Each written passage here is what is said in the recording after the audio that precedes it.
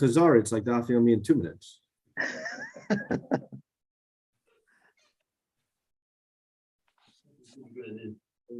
It's like a thing, Yosy. You should market it. You should clip out this piece, Daf Yomi in 2 minutes. Okay. No, we could see if we could like somehow package it with the joke of the day or something. Well, there you go. Okay, so let's see where we're holding. Yesterday, we learned about Reb Acha bar Rav Huna, who wanted to help out this poor guy who failed as a Talmud Chacham and had to find another career. But a problem is he needed to get married. So Reb Acha said, don't worry about your neder, just get married, it's going to be okay. And then he was stuck with this neder not to be able to have enough from anybody. And according to one shot, he had to take off his clothing right away because you're having enough from the world if you're wearing clothing. So quickly, they had to do body paint on him. Reb Acha had to smear his body with mud so that he wouldn't be having enough from the world. And then he got Hataras and Nedarim. He was shoyl by Reb Chisda, and everything was happy. The Gemara was just having a discussion. We have a machlokes between Rav Nosson and the Chachamim as to whether or not for a husband to be made for a neder, did the neder already have to be triggered? Did the Tanai have to be fulfilled that would trigger the neder? And then there was a shaila, how does that apply to Sha'ela? The Gemara ended up with Maskana that either the same machlokes that applies by a Farah applies to Sha'ela, or could be even that everybody agrees that by Sha'ela it will only work if the neder was triggered. And halacha l'maisa, we pass like the Chachamim by Hafara. We pass like before that it does not have to be done before. However, the Ran is a machmer that if it's the type of trigger that might never occur, so it's a trigger that she can avoid completely, then the Ran doesn't necessarily pass like a Chachamim, and could be you cannot do a hafara if the trigger was something that, for instance, someone says, if I don't stand on my head and gargle peanut butter, or if I do gargle on my head and if I do stand on my head and gargle peanut butter, then all the parents should be usher to me. That you wouldn't be able to be made for in advance because you're going to trigger it. But if you make a tanai that's likely to happen, like if I help my father, then I'm going to be usher on payers, there the psak was from the Ran that the husband can be made for. Now when it comes to Sha'ela, we paskin that you cannot be shoyl on a neder before it's triggered, unless the Ran toys with the idea, unless it'll for sure be triggered. For instance, the Tanai was after 30 days. After 30 days, for sure will arrive. So the Ran himself held that that wouldn't be subject to Sha'ela, but the Ran did bring a Shita who held that it would be subject to Sha'ela. Then we got into the halachas of ne'emanis. Is a wife ne'eman to say, for instance, that she was nensa? So the Mishnah Rishonah told us that a wife is ne'emanis, and therefore, if she was an Eishes Kohen and he couldn't stay married to her, she would be entitled to her tshuva, but he would have to give her a get. Then we had the case where she said that her husband is not capable of having children, and the third thing was when she was in great pain, so she asked herself a bia. So the Mishnah Rishonah said that she's believed. The Mishnah Shnia says she's not believed because maybe she's just doing this to get released from her husband. Maybe she found somebody else that she wants to marry, and she wants to get a get, and she wants to have her cake and eat it too. She wants to get, and she wants her ksuba. So that's why she is making these things up. So we don't believe them. And that's where we were up to. That's what we left off with at the end of yesterday. So today we're going to have a fascinating Gemara. We're going to be zeicher to finish the Masechta, and we're also going to see that the insanity that goes on today went on in those days too. Zogt the Heilige Gemara. Oh, I just wanted to mention that today is my grandmother's yahrzeit. Her name was, I'm embarrassed that I don't know it by heart, but Dienteleya Bashab Yitzchak Yaakov. She got saved by the Nazis because her father was a meshulach, and he would often come to America. So he was able to get his family out. So he came home once from a trip abroad, and he told his family, it's not looking good over here. We're getting out of here. But his wife was affronted, and she says, no, so he said, whichever children want to come with me, and whichever children want to stay with mommy, stay with mommy. But we have to do something. So my grandmother was the only person who went with him, and all of her brothers and sisters stayed there. And of course, they all got killed by the Nazis. And right after the war, when they found out what happened to their family, my great grandfather, my grandmother's father was nifter right away from Stefish because he felt so guilty that he didn't force his family to come out. He could have saved his whole family, and he let them. He couldn't live with himself. He died within a couple of weeks after hearing that his whole family perished. So my grandmother was alone in the world here in America, and she was stuck, but she made it. She made it, like all of our grandparents did in remarkable situations. It's my mother, should have an aliyah.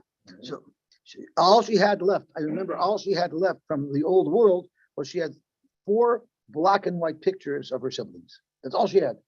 And she held on to those for life. That was okay. So let's see the Gemara weiter. Amar Papa, Badaklon Rava. We started this yesterday. Rava wanted to see how sharp we were, how on the ball we were, to see if we knew our stuff. Now I guarantee you that Rava didn't quiz his Talmidim on the day that they learned this Mishnah with the Ran. It was probably just a random day because we could have also figured this out. And they just coin that she gets ksuba or not. Even though on the one hand, you might argue that a woman who's nenas to a husband, and her husband is a kohen, that has the same ramifications as a woman who's mazana berotzain if she was married to a Yisrael. And just like there, by the Yisrael ein lo ksuba, maybe by this Eishes kohen should also not get her ksuba. Or she might have an argument to say, why should I lose ksuba? It has nothing to do with me. I'm a good wife. There's nothing wrong with me. I'm not poisoned or contaminated in any way. I was nenas. The gavra who didn't stop chosadei. This is your problem. You're a kohen. You have special rules. So masloch garab. The Ran speaks out. Kedushas kunasoi garab maloi. So why is it my problem? And we answered him. We knew our stuff. Masnizin, it's our Mishnah. I married to my Anilach, Mati also chapered. Mati would have passed Rava's test if Rava would have asked him that question on the day that we learned that Mishnah. So what did he say? To Manilach, Yesh Laksuba, the Maya Skinan. What is our Mishnah referring to? Yilema Beishish is royal, and she's also to her husband, that must be Baratzai. Ibaratzai Klub Yesh Laksuba, she wouldn't get Ksuba. Biba Oynis become Israel Gabra. And if it was an Oynis, she would be able to remain with her husband. So we need to find a woman who gets Ksuba, yet she cannot remain with her husband. The yellow basis coin. Ibaratzon klum yesh laksuba. Migar meishes Yisrael baratzon. Ella lav ba'oines. It must be she was an oines. V'katana yesh laksuba. So there's our answer. So there's an interesting shaila that the poskim ask based on this. Here she's saying maslach kagaram. I'm fine. You have bad luck, and that's why she's entitled to her ksuba. So believe it or not, Rabbi Zilberstein applies this shaila to a case as well. First of all, how many dairies are there in Eretz Yisrael? Is there any competition besides Tenuva? Is there another company that makes milk? No.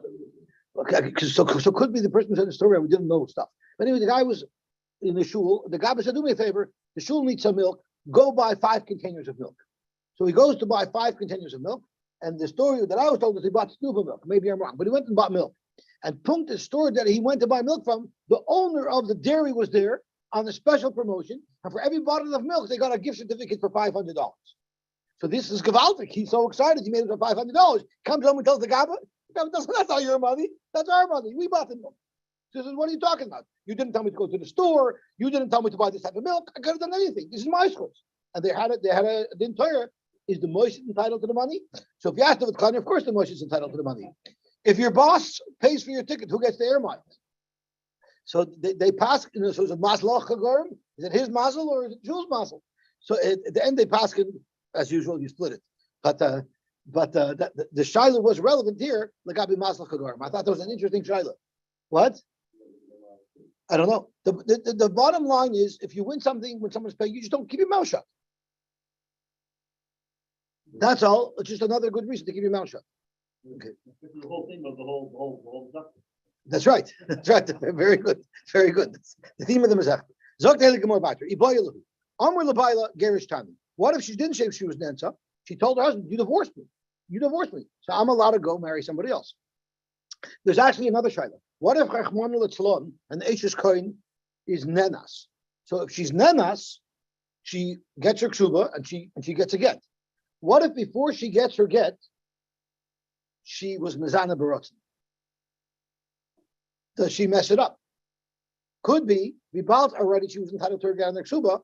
Now that she's also to her husband already, so if she's mezana, that's her own business. So they would actually a shaila about that as well. I wanted to know who it was. They wouldn't tell me because I wanted to know what happened. Tashma, what if she says you divorced me? Ma was she menace to A, claim her ksuba, and B, go free. Amar Ramnuna, Tashma, if she says to Mani Loch, Tafil Mishnah Rishona, even according to the Mishnah Rishona, where she's believed. I'm sorry. According to the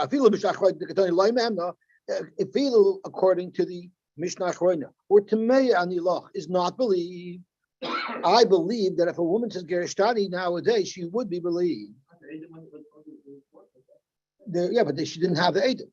Now she's in a different place without Edom, and she tells her husband, "You divorced me," right? Or in front of her husband, she was makabel kedushin from somebody else, right? That's also such a shaila. So Zaktim were Hasam, who the Mishakra, the Yada, the Baila La Yadaba. You know why we don't believe her when she said to Mani Lach?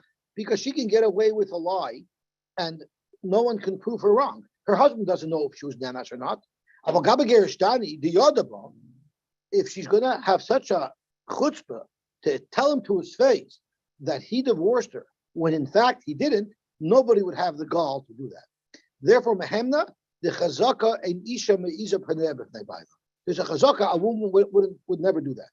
Now, you know there's something called aruba de isa kamon and aruba de lesa kamon. If you have one piece of meat that's not kosher mixed into 10 pieces of meat that are kosher, that's aruba de isa kamon. There's a roy right here that tells you that the isra is bottled roy. But there's also a concept of ruba de lesa kamon. Like roy people do ABC, right? That's also a roiv that we follow, but it's a different type of roiv. It's a conceptual roiv. Same thing with chazaka. You can have a chazaka that a mikvah is 40 tzah, and the question is when it lost the 40 tzah. That's one type of a chazaka, mitzvistic chazaka. This is a chazaka, it's a chazaka that everyone does this. That's also like a ruba de lesakamon. It's a conceptual type of chazaka. That could change as people's attitudes change. I believe most poskim nowadays hold that today people are very meyes. So this might not be a chazaka anymore. And as a matter of fact, many balabatim have tiniest why Bezin doesn't want to pass, but they always want to go to Pshara.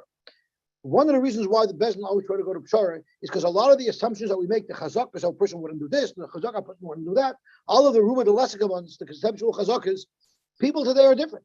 And therefore, they're not so sure that we can rely on those same chazakas. Because of that, they go to Pshara. That's what I was told. Why? That's what my elephant said. Why you find they other want to go to Pshara nowadays is because they can't always paskin with the chazakas or the Gemara because people's natures have changed. People are very chutzpahdik nowadays. Like by Moedim and Miktas, right? By Moedim and Miktas, nobody would really lie. We all know people are very amazed by the right? So because of that, that's why they all go to Pshara nowadays. Zok to Gemara, Amalei Rava. Rava said, I disagree with you, Rav Hamnuna, and I believe, in fact, a woman should not be believed to say that she was Megareshus. Adarabba, Afidu the Mishnah Rishona, the Katani Mehemna, even according to the Mishnah Rishona, who holds that when she says Tameani Lach, she's believed, Hasam Mishum Doyavida Livzuyan Apsha. It's because that she doesn't want to embarrass herself. In other words, a woman would never. It's a very humiliating thing to admit publicly that a woman was violated. It's very painful for a woman to open up and say that. I mentioned yesterday that I read recently that we think during the Holocaust there was no abuse of women. In fact, it was horrific. When Nazis would break into ghettos to take people away, they would often violate girls and wives in front of their families, and the families were forced to watch. And they constantly dragged girls out of the barracks. It was super, but nobody talks about it because it's such a humiliating thing. At Kedekach, that there was a woman who was a therapist in the Bakerest who wrote a whole article that an old lady called her over privately and was crying to her and saying how badly she was violated during the war, but she was never able to share that with her family. It's such a humiliating thing, but she says, I don't want to die, and people shouldn't know the whole new dimension of rishus that the Nazis inflicted on Klal Yisrael. So it was horrific. It was horrific. But the Le'avida Levzuin Apsha, a person doesn't want to admit such a horribly degrading thing. Here she's coming out with that. It must be that she should be believed. Me too. Aval, Hacha. But when you're talking about Gershon, obviously she got into a fight with her husband. The Tavakal and Gavra, she's obviously in a fight with her husband. She will easily be able to lie and say that she was divorced, although she's not. So therefore, you shouldn't be believed. So Rava said she's not believed. Rav Hamnuna said she is believed. Masav Rabbi Sharsha. What about another case offered up in the Mishnah? Hashemayim beini veinoch, the Mishnah Rishona. If she said that my husband is not able to get the job done, so she's believed in the Mishnah Rishona. That's a tiyuf to the Rava. That'll slug up Rava who says she's not believed. Because Hacha, the less lakasufa, there's no humiliation if she tells people that her husband's not able to have children. Vikatani de behemna. And you see that she's believed. So you see you don't need the extra factor that she's coming forward with something that's humiliating to her. And that's why she's believed. She's believed even if it's not something that's hard for her to share. Zok Gemara, no, it is hard for her to share. Kasava Rava Hasam, Kivan the loy sagila, the loy amra, she's going to have to give very intimate details about her very intimate relations. Nobody likes talking about what goes on in their bedroom in public. It's a very uncomfortable situation. So if she's going to have to do that, once again, she would never offer up such private information unless it was true, and that's why there's an amonis. How about the Mishnah to Rav Hamnuna? So let's say it should slug up Rav Hamnuna who holds that you are believed, because Vahacha the Yadahi, she knows that it's not your chetz. Who Vaila Yadaba, and the husband knows the Katani Dalai Mehemna, and it says that she's not believed. So you see that the fact that she is contradicting him and she's being made as panav doesn't give her an amonus, because the Mishnah held that even though she's saying something that he knows that she's lying about, we still don't believe her. So why would we believe her when she says that she got a get? So Hachanami, he gufa amra. He knows that he could do a bia. That's how he knows that he can be niskasha and do a bia. But b'yark chetz miyada, there's no way he could know if it's jerk chetz. Somehow she could feel inside of it jerk chetz, but he cannot. So once again, she's saying something that he cannot deny, and therefore mishumachim mishakra, and that's why she's not believed. But a get, if she says that he gave me a get, there is no way she could think that he doesn't know that that's not true. So the fact that she's meiz is a raya, in fact, that she's saying the truth. Gabaltic. So now we're going to get into some wild stories about situations that occurred and whether or not a woman is believed to say that she was insa. We're also going to learn something interesting at how wild the imagination of these women could run to come up with stories to get released from staying with their husbands. Who knows what their husbands did that they wanted out? But whatever it is, whatever their husbands did that they wanted out wasn't enough to demand to get. So they came up with stories and they made situations so that they could convince authorities that they deserve a get, but it didn't work. So look at these stories. Hahi Itza, the Cholyema the Tashmish, every time that she had relations with her husband, in the morning, as soon as they finished the Tashmish, she would bring him Nitila Shadayim, because you're supposed to wash Nitila Shadayim after Zika, right? Miktima Mashi Yodai Lagafra. She would bring her husband Negelvas. Yoim Achad, one day, Asalimaya Limamasha. She also brought him in the morning Negelvasser to wash. Amrla, Hada Milsa Lahamasidna. If I remember correctly, you said you had a headache last night. You said, not tonight, honey. So what in the world, what do you bring me Negelvasser for? So she said, Oi, Amrlei, Im Kain, and he must have been a Kohen, because otherwise there's no issue with it. Im Kain, Chad Minachrim Ahaluye, there is a guy in the neighborhood who's selling the same cologne that you wear. He's selling the same cologne that you wear. I thought it was you. To have a hacha, he was here. Ha'idna now. If it wasn't you, Dilma min hain. Maybe it was him. It was dark. I didn't know, and I thought it was you because it had the same smell as your cologne.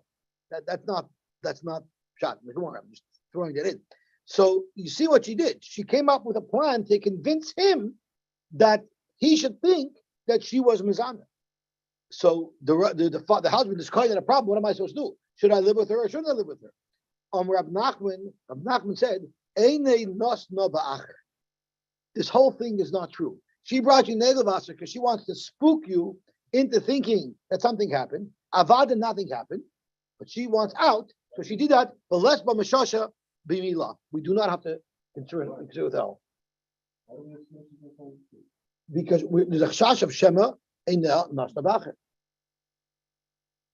And she, as the Ran says in the Mishnah, she does not have an emonus to break up her marriage. But the Ran asked in the Mishnah, if she has an emonus, how could we take away that emonus if we're creating Yisurim over here? We're making a kohen be over Yisurim by living with a woman you're not allowed to live with. The territory is the default is she does not have an emonus to break up a marriage. And therefore, the Mishnah gave her the Mishnah Rishonah gave her an emonus, but since we're concerned of Ina Nos Nabacher, we don't. Under the Mishnah Rishonah, that she would get her ksuba and she would have to get divorced. No, she says she was nanas. Oh, that's another very good question. I'm happy you brought it up. If a woman does via baratzon, thinking that it was her husband, is that called an onis? That is called an onis. Halacha ma'aseh, that's called an onis. It's a very important point you brought up, and it's going to be relevant in a minute. I have an off-the-chart story. It's going to blow our minds. But if a woman does via thinking that it's mutter and it's really usher, that's called an onis. So it's a circumstantial onis, not a physical being forced. You do. A woman's not known what to say. That's right. Now, I don't know what the halach is nowadays, but I will tell you a story that happened, I believe, by the Chidusharim. Did the Chidusharim live in the times of the Chayza? I hope so. Otherwise, my story is not a good story. Okay, so the story that Rabbi Elephant said over was that a woman, there was a chshad on the woman that she was mizana. There was a chshad on the woman that she was mizana, and even though we paskin halacha l'maisa that they're not nemenes, right? But this husband was like very uncomfortable. He was very uncomfortable staying with her because maybe she was mizana. I mean, the Rabban tried to convince you not to believe it, but l'maisa he was very concerned. So the chayza said, "I know that she's clean." Beruach hakodesh. Now with the halacha you cannot rely on ruach hakodesh. But the Chedushim Paskin, since al pi halacha, she's not nemenes, and the Chosha said it didn't happen, that you for sure could rely on. That, in other words, as far as halacha l'maisa, avadi we don't trust her. Your heart is concerned that you're being over and isser. The Chosha's ruach hakodesh is very reliable. There's no problem with staying married to your wife. That's the maisa that I heard over.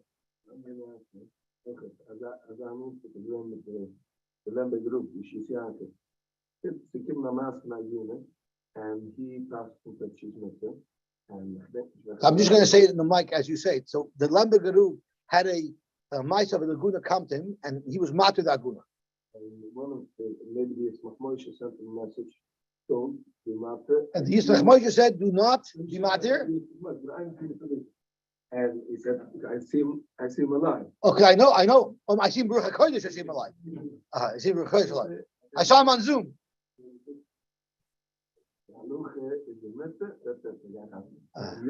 The guy came, showed up. The guy did show up. And sure, okay, sure. They had a hard day that day. Next time when they met. Next time when who met? The Lembe Geruv and the Yismach Moshe, right? I asked you not to let her get married. Why did you do this?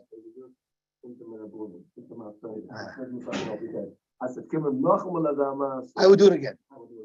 In other words, we don't rely on Ruach HaKodesh. We rely on the Psak Halach. So even a Chuzah could be a Litvak. The Lembe Geruv was Chassidish? Oh, he's a Litvak. Oh, okay, so you got it. Okay, talk to Gemara. Hahi Itza, the Leva B'dicha Daita, B'hada Gavra. One morning, this man saw that his wife is just not a happy camper. Amr Allah, he asked her, Ha'idna, Maishna, what's wrong today? Why are you in such a bad mood this morning? Amr Allah, she told him, you don't know. I never had pain. You were always so gentle. And suddenly, last night, man, you were behind it. It was very painful. I'm in pain. Like you did last night. Amr Allah, he told her, what are you talking about?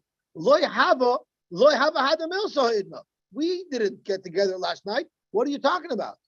Amalei, so she told him, in Cain, Halin Nachrim Naftuye. These Nachrim who sold tar, which smells very bad. In other words, she probably told him, you never took a shower, so you smelled just like those goyim who sold tar. The other husband at least wore cologne. This husband, you smelled like this guy who sold tar. It must have been them in Antloi Doma Chad Min Hoy. Maybe it was one of them.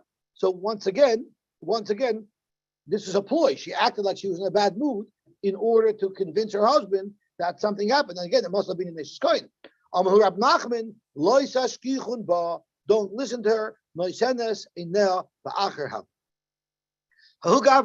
There was another story. He was miyachet. He was locked into a home, him and somebody else's wife. All awesome array devesa. The owner of the house came home. Parte noyaf luhutzavara. He could have stayed hidden and hid in the closet, and he wouldn't have been caught. But instead, he just burst out and he actually busted through a fence made out of reeds or something, and he ran away. In other words, he chose to allow the husband to know that he was there. Amarava Viter Itzashari. Because if he actually did do an Avera, he for sure would have hidden, as the Ran says, it's very humiliating to get caught in the act. The fact that he jumped out clearly showed that he didn't, and it was all a ploy. She hired this guy, all a ploy to convince her husband that they have to get divorced. And over here, I don't even know if she would have gotten the shuba. I don't know if this is Baratzen or wasn't Baratzen. Not clear. So I'm going to tell you a story that's going to blow your mind, and it shows that the insanity that happens nowadays happened back in the day as well. And this happened with, I believe, the Aruch LaNer wrote a Tshuva Sefer, and this is a story that happened. It happened in 1859. There was an English community where it was common that the men traveled on business. So there was an Erliche English family, and the father left for an extended period of time on business. And in comes a Polish Meshulach. This is a Hungarian to Poland. A Polish Meshulach comes into town,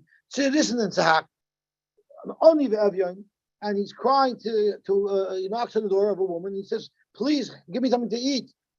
give me shelter. I'm poor. And against her better judgment, she was an Erlich woman. She felt bad. Nabachayid is struggling. She took him in. She gave him a room, and she gave him to eat. And this guy stayed by her for more than a couple of days. It was actually Parshish Tetzaveh when this happened. And she saw that this guy was no simple guy. He was at her husband to eat. He slept on the floor, and he sat and learned the whole night, and he did chatzos, and he didn't even eat. He only drank water. Like she was like a holy guy. She was a little impressed with him. She minded her own business. Friday night, in the middle of the night, he shows up in her bedroom. This tzaddik.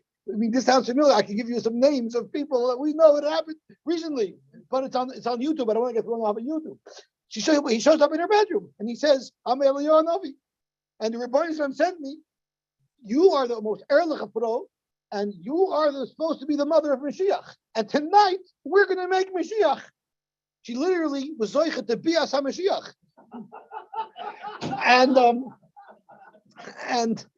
And she said that your husband isn't on the madrega to be the father of Mashiach.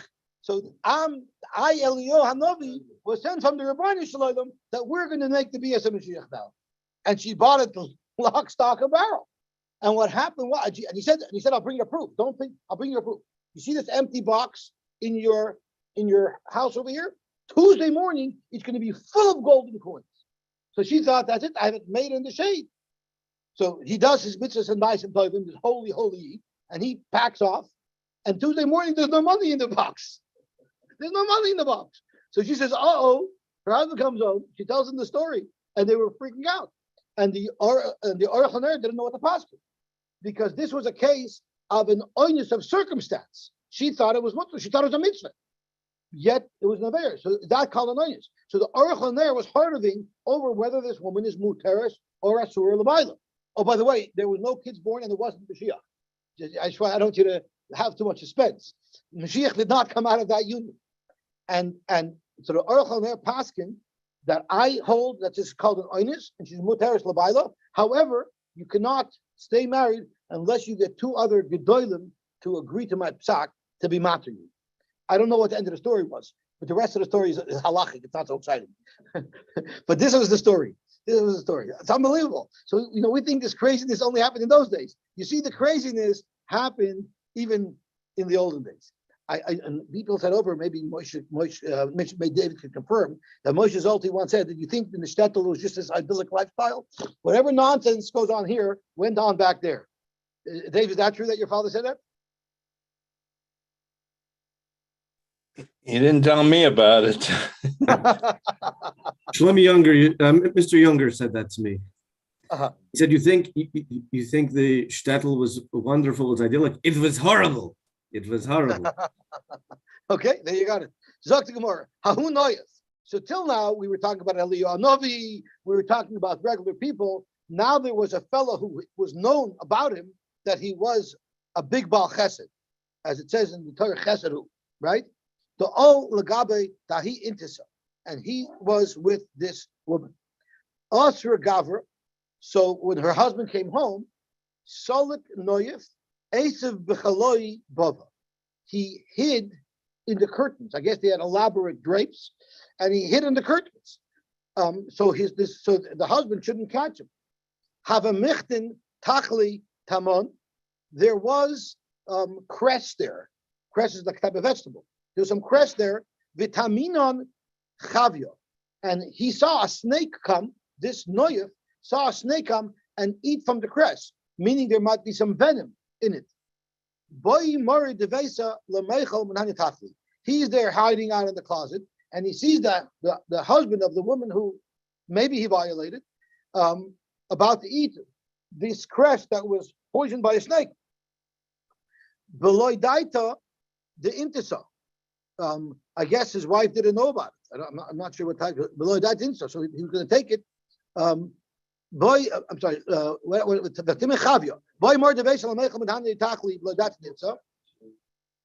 She didn't tell her, or she didn't know about it. Oh, he knew the snake, but maybe the wife didn't know. No, the wife didn't know. What do you mean below that instance? The wife didn't know. No, the wife didn't know. It says over here in the Mefarish, the wife did not know about it. Otherwise, she would have never let her husband eat it. You didn't know that he's eating. Oh, okay. She didn't know he didn't eat it. Okay. So what happened was Omar Leah, Noyev, so the Noyev jumped out of the curtain. Says, "What are you doing here?" Right. The Noyev jumps out of the curtain. "What are you doing here?" "Oh, me, I'm the poison control. I'm the poison control. I'm not a Noyev. I'm the poison control." Don't eat this. The Taimin and Chavya, a snake ate from it. Let me ask you a question. If I take a cup full of the venom of a black mamba, which is the most poisonous snake in the world, or of a key cobra, or of a rattlesnake, and I drink it down, what's going to happen to me? Absolutely nothing. Did you know that? Venom only does something in your blood. So I'm not sure what this exactly. Could be in those days they didn't realize, or could be if he had a sore in his mouth, it would get into his bloodstream. But whatever the case is.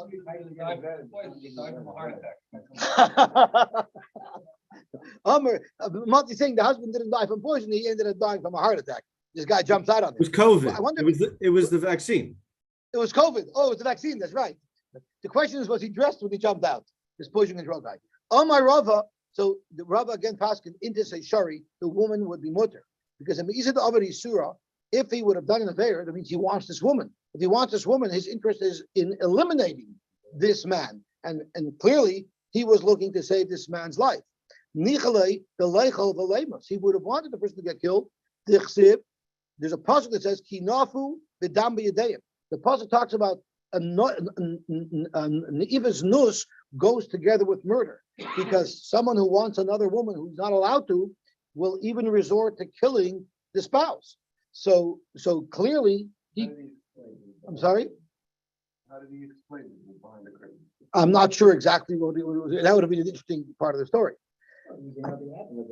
Zoktimar Pshita. It's Pasha. It's Pasha that he should be believed. Why shouldn't he be believed? He did everything. He did everything to prove that he was innocent. So you would have thought that maybe he did an isser. But hide the Amrle. You know why he told the guy? Because he wanted the guy to be alive. He's such a low life. he bedafka want to be mizana with the nation ish. So we'll stop here. But I want to add why, because the Gemara says because of the concept of mayim genuvim yimtaku. It's geschmacker to drink stolen water. So the Gemara will theorize right after davening. We'll make a siyum. However, I want to point out Rabbi Elvin spoke out beautifully. I think it was Rabbi Elvin who spoke it out.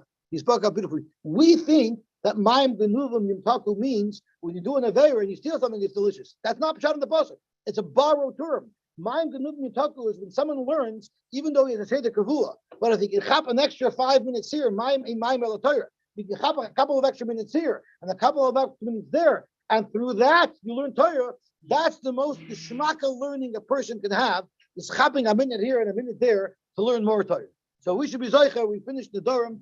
We should be zoicha to have all the brachas of Nedarim, and we learned at the beginning of the Masechta, Kol Yosy mipiv yaseh. The Mefarshim tell us if someone is honest and someone is careful with speech, then whatever comes out of his mouth, Hakadosh Baruch Hu will do. So the schus of the Nedarim should answer all of our tefillas. Whatever comes out of our mouth that we ask for, and even what we don't ask for, Rebbeinu Shem should go bust the umdanos of our das that we also find in the Nedarim that everyone knows we're thinking. We should be zoiche to have children. It's a tzadenu, it's a tzoy should all be oishk b'Torah over mitzvahs. They should all be erlich and healthy. They should all be matzliach. They should all find good shaduchim, and we should all have parnasa b'revach. We should be healthy, and we should have every bracha that's in the Torah. Amen. Shkayach. So whatever minion you daven out in the Agudah, we're giving ticket today for the siyum. Oh, yeah, such a good mass about the Rebbe B'Zisha. Oh, bye. Okay, I'll say it over later. One is right. My phone Yosy usually comes out around 5 o'clock. I remember one time I spoke and I said it doesn't Rosh Hashanah. right? So why? Because a leader has to be careful what comes out of his mouth. Right? My father's careful. What when I was also what went into his mouth. He's very careful. He always has proper stuff. If you didn't tell you, I got a black hat and a beard eating, doesn't mean that it was good enough for him. He wants to know if there's there. He wants to know. I don't know what the story was. With every time he traveled. The other thing I found interesting was we noticed the Gemara today when the guy asked his wife what's wrong, she didn't say nothing. No, it's nothing. Push on nothing. Right? She didn't say nothing. So the Mazal of B'Zisha, the Rebbe of B'Zisha, he would sit and learn. You remember he didn't leave the Spanish, and whenever he got hungry, he said, "I wish the Zisha is hingering," and automatically the people around him would bring him food to eat. He wouldn't leave learning.